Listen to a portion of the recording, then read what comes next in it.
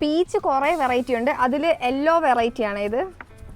കാണാനൊക്കെ നല്ല രസമാണ്, ഭയങ്കര പെർഫെക്ഷൻ ആണെന്നൊക്കെ തോന്നും. ഒരു ചെറിയ ഓറഞ്ച് ഷെയ്ഡൊക്കെ ഉണ്ട് ഇതിന്.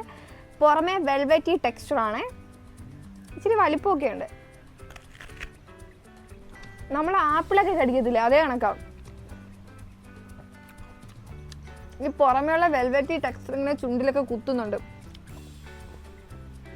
എനിക്ക് തോന്നുന്നു ഈ പുറം ഭാഗം മാറ്റിയിട്ട് വേണം കഴിക്കേണ്ടതെന്നാ. ഞാൻ ആദ്യമായിട്ടാണ് പീച്ച് ട്രൈ ചെയ്ത് നോക്കുന്നത്. ടേസ്റ്റൊക്കെ ഉണ്ട്. ആപ്പിളിൻ്റെ ആ ഒരു ടെക്സ്ചറും കാര്യങ്ങളൊക്കെയാണ്.